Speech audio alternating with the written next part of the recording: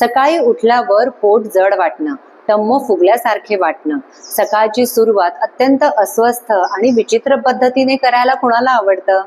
नमस्कार, मी हर्षदा तुम्हा सगळ्यांचे या नवीन व्हिडिओमध्ये मनापासून स्वागत करते.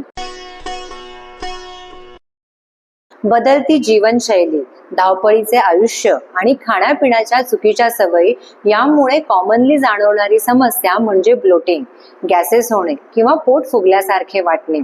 समस्या जरी कॉमन आणि छोटीशी वाटत असली तरी त्यामुळे तुमच्या कामामध्ये व्यत्यय येऊ शकते, अस्वस्थ वाटू शकते.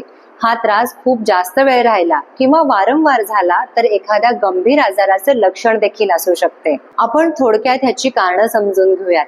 सगळ्यात महत्त्वाचं आणि पहिलं कारण आहे तुमचा आहार आणि खाण्यापिण्याच्या पद्धती. सारखं तिखट, मसालेदार, तळलेले पदार्थ खाणे, शिळे, पचायला जड, मैद्याचे पदार्थ खाणे, सोडायुक्त पेय किंवा वारंवार आंबवलेले पदार्थ खाणे यामुळे तुम्हाला ब्लोटिंगचा त्रास होऊ शकतो. तुमच्या खाण्यापिण्याच्या वेळा सुद्धा खूप महत्त्वाच्या आहेत. घाई गडबडीत अन्न व्यवस्थित न चावता जेवण करणे, रात्रीचे जेवण उशिरा करणे यामुळे देखील ब्लोटिंगचा त्रास होऊ शकतो. दुसरं कारण म्हणजे पोटाशी आणि आतड्यांशी निगडीत आजार. Irritable bowel syndrome, ulcerative colitis, diverticulitis, पोटामध्ये जंतूचा संसर्ग होणे यामुळे देखील पोट फुगल्यासारखे आणि जड वाटू शकते. तिसरं कारण म्हणजे मानसिक ताणतणाव, स्ट्रेस किंवा झोप पूर्ण न झाल्यामुळे देखील वारंवार ब्लोटिंगचा त्रास होऊ शकतो. पुढचं कारण आहे पुरेशी अशी शारीरिक हालचाल न होणे, म्हणजेच lack of exercises. Physical activity, शारीरिक श्रम आणि शारीरिक व्यायाम यामध्ये फरक आहे, त्याच्यामुळे व्यायाम हा अत्यंत महत्त्वाचा आहे. पुढचं कारण म्हणजे व्यसन, ॲडिक्शन. धूम्रपान किंवा तंबाखूजन्य पदार्थांचे सेवन देखील तुम्हाला ब्लोटिंगसाठी कारणीभूत ठरू शकते. आता ह्या समस्येबद्दल लक्षणं आपण बघूयात. पोटात अस्वस्थता वाटणे, पोटात वेदना होणे, पोट फुगल्यासारखे जड वाटणे, वारंवार ढेकर येणे किंवा खूप जास्त गॅस पास करणे, पोट फुगल्यासारखे वाटल्यामुळे जेवण पूर्ण करता न येणे, थोडं खाल्ल्यावर देखील पोट फुगल्यासारखं वाटणे, बद्धकोष्ठता किंवा छातीत जळजळ होणे अशा लक्षणांकडे दुर्लक्ष करू नका. आजच्या व्हिडिओमध्ये आपण बघणार आहोत ब्लोटिंगवर आपण योगाद्वारे कसे नियंत्रण मिळवू शकतो. पण त्याच्या आधी तुम्ही आहार काय घेताय आणि कधी घेताय याकडे सतर्कतेने लक्ष द्या. फायबरयुक्त आहाराचा समावेश वाढवा आणि पाण्याचे प्रमाण देखील वाढवा. आसने सुरू करण्यापूर्वी सूक्ष्म हालचाली नक्की कराव्यात. पोटातील वायू मुक्त करण्यासाठी उपयुक्त असे आसन पवनमुक्तासन. पाठीवर सरळ झोपा. सुरुवातीला एकेका पायाने आणि मग दोन्ही पायांनी हे आसन करता येऊ शकते. श्वास घेत पाय 90 अंशात वर उचला आणि पाय गुडघ्यात वाकवून छातीजवळ आणा. आता दोन्ही हाताचे पंजे एकमेकात गुंतवून गुडघा पोटावर दाबा. या स्थितीमध्ये थोडा वेळ राहत डोकं वर उचला. हनुवटी गुडघ्याला टेकवण्याचा प्रयत्न करा आणि पुन्हा या स्थितीमध्ये थोडा वेळ राहण्याचा प्रयत्न करा. श्वास सोडत डोकं खाली आणि पाय पूर्व स्थितीत न्या. याच पद्धतीने दुसऱ्या पायाने हे आसन करा आणि नंतर दोन्ही पाय घेऊन करा. हे आसन उच्च रक्तदाब आणि मानेचे किंवा पाठीचे विकार असलेल्यांनी मात्र तज्ञांच्या सल्ल्यानुसारच करावे. आसन झाल्यानंतर थोडा वेळ आराम करा. आता पोटावर शयन स्थितीत या. आपण बघणार आहोत भुजंगासन. हाताचे तळवे जमिनीवर खाली खांद्याच्या किंवा छातीच्या जवळ ठेवावेत. बोटे जुळवून ठेवा. आता श्वास घे. सावकाशपणे डोके, मान व खांदे वर उचला. हळुवारपणे डोके मागे झुकवण्याचा प्रयत्न करा. या स्थितीमध्ये श्वास सामान्यपणे चालू ठेवा किंवा श्वास रोखून धरा. आता श्वास सोडत शरीर पुन्हा खाली जमिनीवर टेकवा. पेप्टिक अल्सर किंवा हर्निया असणाऱ्यांनी तज्ञांच्या मार्गदर्शनाखालीच हे आसन करावे. आसन झाल्यावर आराम करा. धनुरासन. पोटावर शयन स्थितीत या. उजवा पाय गुडघ्यात वाकवून उजव्या हाताने उजव्या पायाचा घोटा पकडा. श्वास घेत जमिनीपासून वर येत डावा हात समोर ताणलेला ठेवा. श्वास सोडत पुन्हा खाली या. हे आसन दुसऱ्या बाजूने पुन्हा करा. आसन टिकवताना शक्य असेल तर श्वास रोखून धरण्याचा प्रयत्न करा.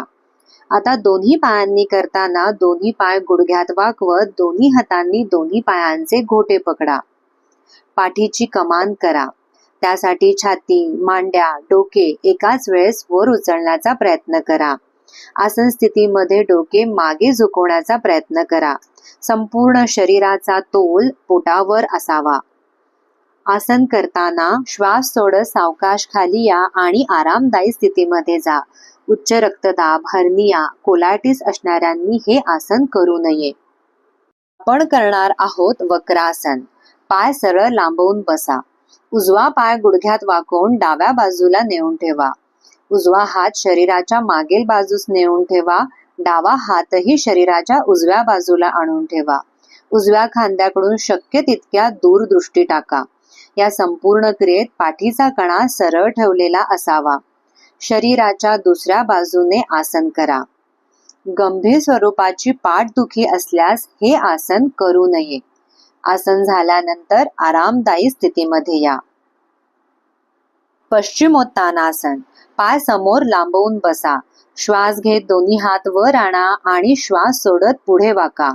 हाताच्या बोटांनी व अंगठ्यांनी पायाचे अंगठे पकडा.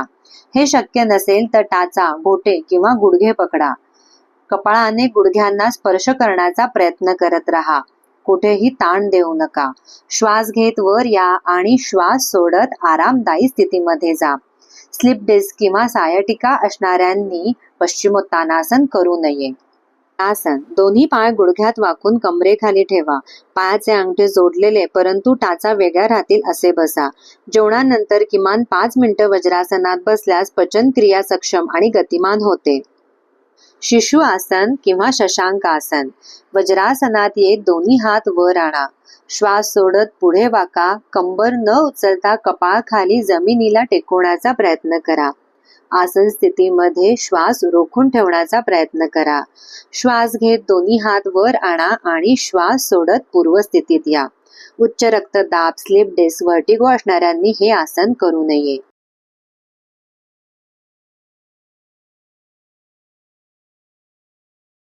पादहस्तासन.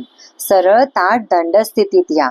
पाऊले जुळवून ठेवा. श्वास घेत दोन्ही हात वर आणा आणि श्वास सोडत पुढे वाका. हाताचे तळवे अथवा बोटे जमिनीला स्पर्श करतील इतके पुढे वाका. कुठेही ताण न देता डोक्याने गुडघ्यांना स्पर्श करण्याचा प्रयत्न करत राहा.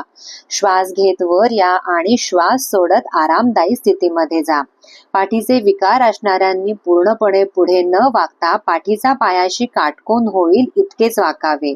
पाठीचा सुखासन किंवा कोणत्याही आरामदायी स्थितीमध्ये बसा. हात गुडघ्यांवर ठेवा आणि तळवे वरच्या दिशेला ठेवा. आता तर्जनी हळूहळू दुमडून अंगठ्याच्या मुळाशी आणा. अंगठ्याने थोडासा दाब द्या आणि तर्जनी दाबा. सुरुवातीला हा दबाव थोडासा अस्वस्थ वाटू शकतो परंतु कालांतराने तो कमी होईल. बाकीची बोटे सरळ ठेवा. हात स्थिर ठेवत शांतपणे श्वास घेत राहा. वायू मुद्रा शरीरातील वायू घटकाचे नियमन करण्यासाठी मदत करते. कपालभाती प्राणायाम. कोणत्याही एका सुखावह आसनात या. डोळे बंद करून दोन्ही हात गुडघ्यांवर ठेवा. पोटाचा विस्तार करत दोन्ही नाकपुड्यांनी खोलवर श्वास आत घ्या व नंतर पोटाच्या स्नायूंचे जोरात आकुंचन करत श्वास बाहेर टाका. हे करताना जास्तीचा ताण देऊ नका. श्वास आत घेण्याची क्रिया ही उत्स्फूर्तपणे व स्वाभाविकपणे व्हायला हवी. सुरुवातीला 10 वेळा श्वसन करा. त्याची मनातल्या मनात मोजणी करत राहा. अभ्यासानंतर श्वसन तुम्ही वाढवू शकता. हे झाले एक आवर्तन. कपालभाती प्राणायाम दिवसातील कोणत्याही वेळी करता येऊ शकते परंतु पोट रिकामे असताना किंवा भोजनानंतर 3 ते 4 तासानंतरच कपालभाती प्राणायाम करावे. हृदयविकार, व्हर्टिगो, उच्च रक्तदाब, इपिलेप्सी, हर्निया असणाऱ्यांनी कपालभाती प्राणायामाचा अभ्यास करू नये. ब्लोटिंग सारख्या समस्येवर योगाद्वारे आपण कसे नियंत्रण मिळवू शकतो हे आत्ताच बघितले. प्रॅक्टिस आणि पेशन्स दोन्ही महत्वाचे. त्यामुळे नियमित सराव करत राहा. नवीन असाल तर चॅनलला सबस्क्राईब करायला विसरू नका. असाच नवीन व्हिडिओ घेऊन तुमच्या भेटीला लवकरच येईल. तोपर्यंत आनंदी रहा, निरोगी रहा. धन्यवाद.